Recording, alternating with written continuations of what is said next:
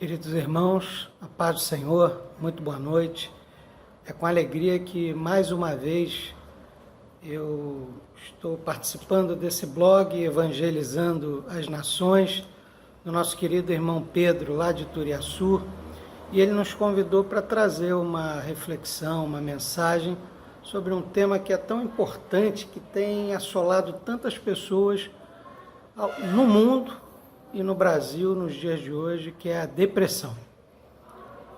Esse mal que é conhecido, caracterizado na OMS como um transtorno mental, que tem por característica uma tristeza profunda e persistente, um desânimo completo, uma perda de interesse pelas atividades prazerosas e incapacidade de realizar tarefas rotineiras. E para a gente ter uma ideia, hoje esse mal atinge cerca de 350 milhões de pessoas ao redor do mundo, e no Brasil, cerca de 10% da população, ou seja, são cerca de 20 milhões de brasileiros que sofrem desse mal. E a partir desse mal, que tem como sintomas desesperança, angústia, tristeza, vazio, luto, pessimismo, e talvez traga em si fatores de risco, como histórico familiar, deficiências hormonais, autoestima baixa, estresse continuado, um trauma específico, a perda de alguém querido, algum tipo de acidente trágico, uma doença crônica com características e desdobramentos muito sérios, enfim, todos esses fatores que podem levar uma pessoa à depressão, e que, de uma maneira geral, tem como tratamento ajuda especializada, psicólogos, psiquiatras, possui também remédios específicos que são importantes, além do apoio, da ajuda familiar e, principalmente, a inestimável e insubstituível ajuda do Senhor através de Jesus. Por isso, nessa noite, eu quis trazer para esse tema uma palavra que tem como título Vencendo a Depressão com a Ajuda de Deus. E nós vamos aqui nos basear num texto, num personagem bíblico, para falar um pouquinho da incidência dessa doença, que não é algo novo, mas que hoje tem se agravado muito, tem encontrado condições de se proliferar pelo estilo de vida que se vive hoje, e ainda mais durante esse período de pandemia, mas que encontra em Deus a solução, sim. E nós vamos ver isso através do texto que está lá em 1º livro de Reis, no capítulo 19. Texto que fala sobre Elias no Monte Horebe. Acabe fez saber a Jezabel tudo quanto Elias havia feito e como matara todos os profetas à espada. Então Jezabel mandou um mensageiro a Elias a dizer-lhe: façam-me os deuses como lhes aprover, se amanhã a estas horas não fizer eu a tua vida, como fizestes a cada um deles. Temendo, pois, Elias levantou-se para salvar a sua vida, se foi e chegou a Berseba, que pertence a Judá, e ali deixou o seu moço. Ele mesmo, porém, se foi ao deserto, caminho de um dia, e veio e se assentou debaixo de um zimbro, e pediu para si morte e disse: basta, toma agora, ó Senhor, a minha alma, pois não sou melhor do que meus pais. Deitou-se e dormiu debaixo de um zimbro. E eis que um anjo tocou-lhe e disse: levanta-te e come. Olhou ele e viu junto à cabeceira um pão cozido sobre pedras em brasas e uma botija de água. Comeu, bebeu e tornou a dormir. Voltou segunda vez o anjo do Senhor, tocou-lhe e disse: levanta-te e come, porque o caminho te será sobremodo longo. Amém? Até aqui nós vamos falar um pouquinho sobre esse texto. Eu acho que a maioria de nós conhece Elias, um personagem bíblico, um dos marcos, né, das Escrituras Sagradas, um homem que é conhecido, um homem que orou, né, e o fogo desceu. Né, e Elias foi um homem profundamente levantado por Deus e profundamente usado numa época em que o povo de Israel havia se desviado, onde o rei Acabe assumiu o reinado e por sua frouxidão, por seu completo ânimo dobre, ele se casou com uma rainha chamada Jezabel, que era, né, do povo sidônio, adorava outros deuses e tomou a frente do reinado e começou a matar os profetas do Senhor e a substituí-los por adoradores de outros deuses, profetas de Baal, de Astarote, instituindo outras práticas e fazendo o povo se corromper. Deus levanta Elias com a função, com a incumbência de ser uma voz que exortava o povo a retornar aos caminhos do Senhor. Elias foi usado por Deus de uma forma tremenda num ministério que depois João Batista é comparado a ele, né? Um ministério solitário, um ministério em que ele pregava juízo, castigo, buscava do povo arrependimento. Elias orou para que parasse de chover e durante 3 anos e meio a chuva cessou, né? E depois Elias orou de novo para que voltasse a chover e Deus fez com que através da sua oração de novo caísse chuva, restaurando, né, os rios, as colheitas, enfim, retomando para que pudesse Deus mostrar que através dele, que ele era com ele, que a palavra de Elias tinha um respaldo de Deus.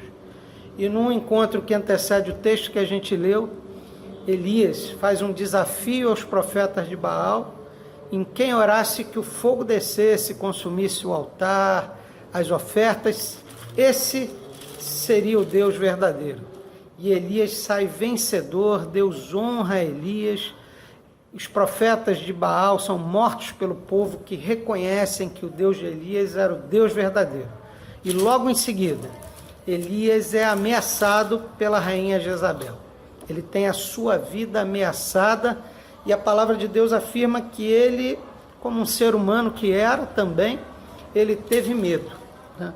E para salvar a sua vida, ele foge daquele lugar e ele tinha um ajudante, um moço, que naquela época era um discípulo que servia os profetas, e a Bíblia diz que ele dispensa esse moço e que ele vai embora, ele caminha, vai para o deserto, se assenta num pé de zimbro e ali ele exclama, ele faz um desabafo e ele declara: basta, Senhor, eu não sou melhor que meus pais, toma a minha vida. Quando a gente olha para esse quadro, olha para essa situação, não é difícil nós percebermos que Elias estava entrando num processo de depressão. Ou seja, sua jornada solitária, sua luta, né, para ser uma voz, esse tempo todo andando e seguindo os passos do Senhor, fez com que Elias se encontrasse num momento exaurido.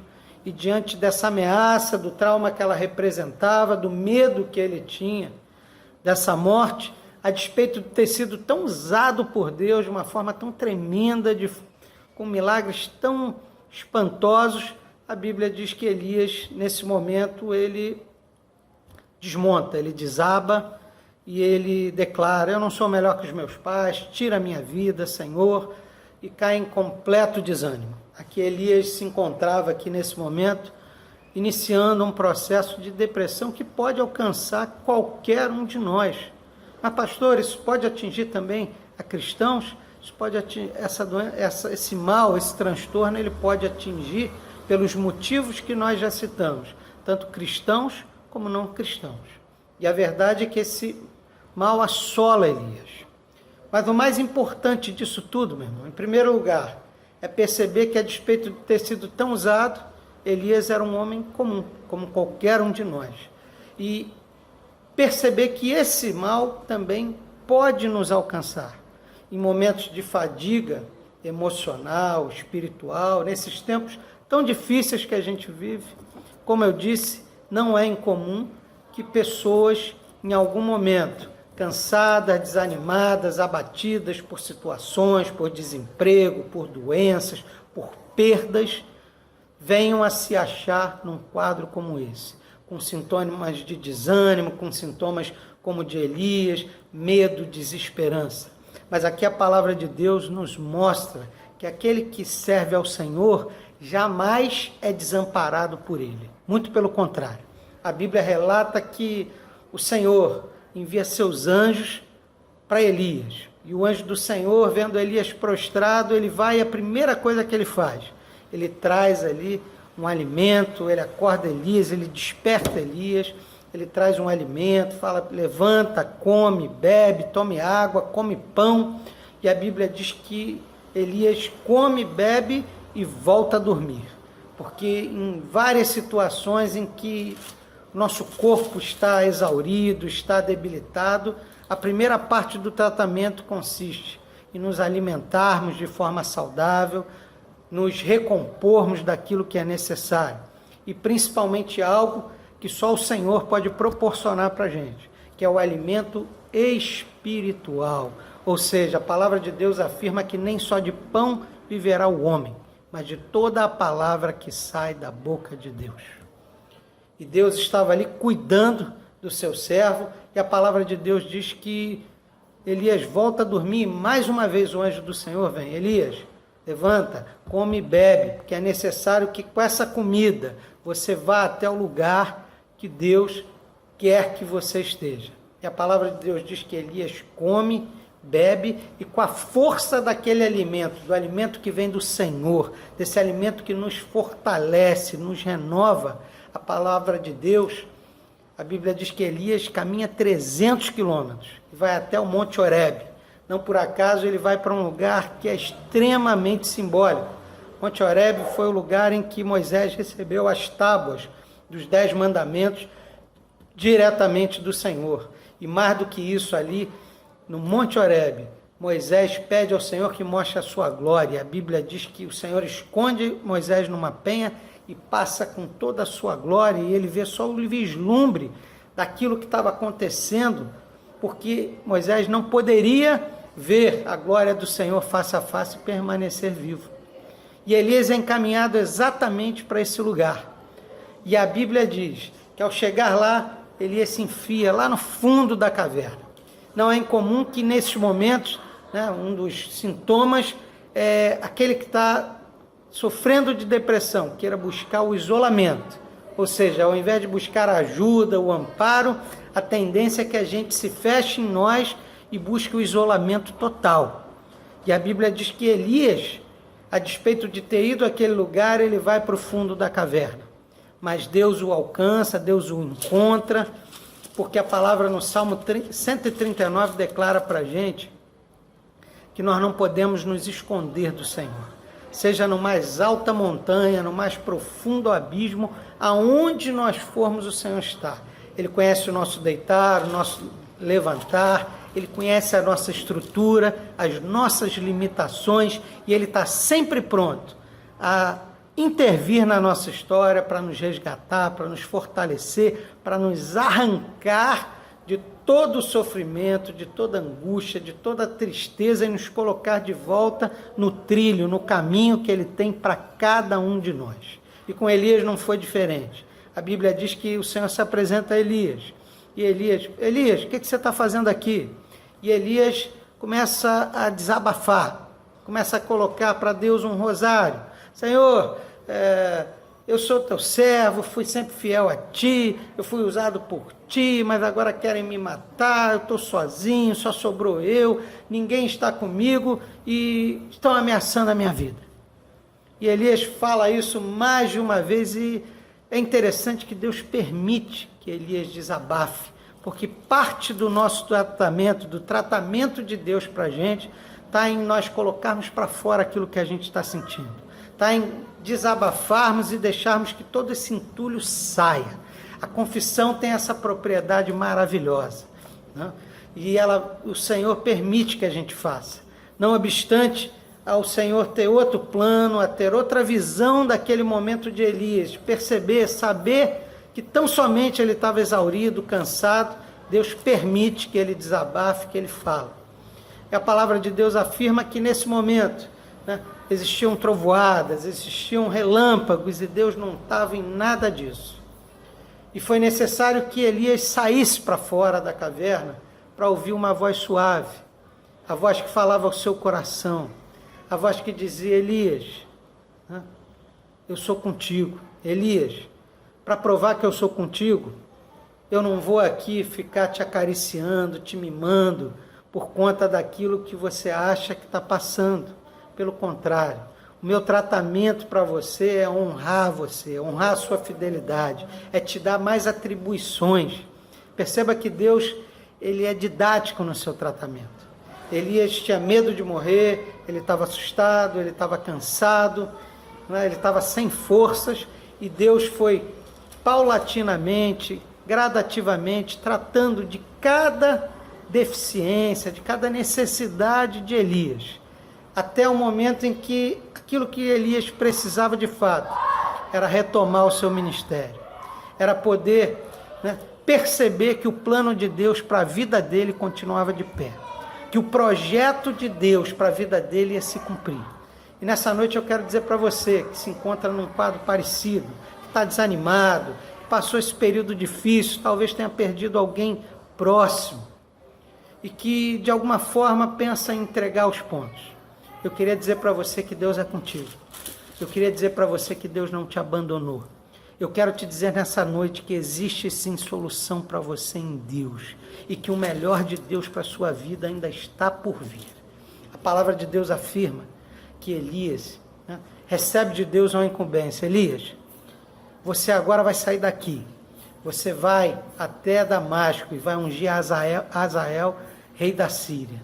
Você vai ungir Jeú, rei de Israel, e vai ungir Eliseu, profeta, no seu lugar. Ou seja, a resposta de Deus para aquele sentimento de Elias, de autocomiseração, de medo, era dar a ele mais responsabilidade, era mostrar que continuava confiando nele, era dar mais atribuições para dizer: meu filho, eu sou contigo. A palavra de Deus afirma, lá em Isaías 40, que os jovens de cansado caem, mas os que esperam no Senhor renovarão as suas forças, subirão com asas como águia, correrão e não se cansarão, andarão e não se fatigarão. E é isso que Deus quer para a sua vida. Elias recebeu responsabilidade, Elias recebeu honra de nomear reis de outros países, de poder nomear o novo rei de Israel, que mataria Jezabel e acabaria com aquele reinado maligno, de poder escolher o seu sucessor e treiná-lo, para que outro pudesse permanecer, pudesse continuar o ministério que Deus iniciou através de Elias. O que Deus respondeu para ele foi honrando tudo aquilo, toda a sua fidelidade, mostrando que ele era útil ao Senhor. E foi isso que recobrou o ânimo. E depois de fazer isso tudo, Deus fala para Elias: Elias, existem ainda 7.000 joelhos que não se dobraram. Ou seja, você não está sozinho. Eu tenho levantado pessoas para orar para você. Eu tenho levantado pessoas para sustentar teu ministério. Eu tenho levantado pessoas para dia e noite dobrar o seu joelho em seu favor. Eu tenho levantado meus anjos, meu exército celestial. Então perceba que você não está sozinho. Você está olhando para baixo, olhe para cima, olhe para o alvo, olhe para Cristo e perceba que o que Deus quer fazer. Se você lembrar bem, quando Jesus se transfigura junto com os discípulos, ali aparecem Moisés representando a lei, Elias representando os profetas, alguém importante, junto com Jesus e seus discípulos, representando a salvação, o Redentor, e representando também a nova aliança que haveria na igreja de Jesus. Elias foi compensado, foi honrado por Deus de tal maneira que ele não conheceu a morte. A Bíblia diz que ele foi levado numa carruagem de fogo aos céus. Ou seja, aquilo que ele tinha medo, que era medo da morte, não o alcançou. E eu quero te dizer também nessa noite, que você que crê em Jesus, a Bíblia diz que você não sofrerá o dano da segunda morte, porque você vai ser ressuscitado com ele na glória de Deus, para a honra e glória do Senhor. Por isso, meu amado, deixa Deus te ajudar, deixa Deus te tirar disso, busque ajuda em Deus e em pessoas que servem a esse Deus. Clame a Ele agora onde você está, e Ele vai te alcançar, vai tirar do seu coração, da sua mente, toda a depressão, vai te fortalecer, Ele vai te alimentar com a sua palavra, e através da sua oração, Ele vai te revelar aquilo que Ele ainda tem para a sua vida, as maneiras que Ele quer te usar, e você pode ter certeza que no nome dEle, você vai vencer essa doença, esse transtorno, você vai ajudar outras pessoas a saírem disso, e você vai cumprir o seu propósito aqui, cumprir a sua caminhada de cabeça erguida, olhando e seguindo para o alvo, até o dia do Senhor Jesus, até o dia em que você vai para o lugar que não vai ter choro, nem ranger de dentes, mas pelo contrário, você vai estar num lugar onde a habitação a companhia do próprio Jesus vai estar presente contigo, trazendo alegria, paz e regozijo eterno. Por isso, não se esqueça disso. Você é uma joia preciosa nas mãos do Senhor. E não deixe que nada venha te tirar esse propósito, essa certeza, ainda que as dificuldades, as lutas venham. Maior é aquele que está em você do que aquele que está no mundo. E com Jesus, você vai vencer toda e qualquer depressão para glorificar o nome dEle e testemunhar da grandeza do Deus que você serve. Que Deus te abençoe, que Deus te guarde, que Deus te ilumine e que Ele te ajude. Pai querido, Deus amado, nessa noite, eu me uno àqueles que estão vendo esse vídeo, pedindo, Senhor, que Tu visite a cada um, e aqueles que se identificam com esses sintomas, aqueles que estão experimentando momentos como esse, Senhor, de depressão, Senhor, de desânimo, de angústia, de desesperança, que nesse momento eu te peço, envia teu anjo nesse lugar, Senhor, que o teu Espírito Santo venha tocar na mente, Senhor, mudando a mente, transformando a mente, o entendimento pela mente de Cristo, para que essa pessoa, esse homem, essa mulher que está aí desse lado, possa entender que é amado, que é totalmente querido do Senhor, e que o plano de Deus não é para você se afundar, mas é para você se erguer na força do Senhor e receber a vitória que vem da cruz do Calvário, para vencer toda e qualquer doença em nome de Jesus. Para isso eu te abençoo em nome do Senhor Jesus. Que você vença a depressão e tudo mais que tenta impedir que o propósito de Deus se cumpra na sua vida. Em nome de Jesus, amém. Que você tenha uma boa noite e que você possa experimentar essa presença salvadora, redentora, essa presença que traz refrigério e cura para a sua alma, para o seu coração e para a sua vida, em nome de Jesus. Amém.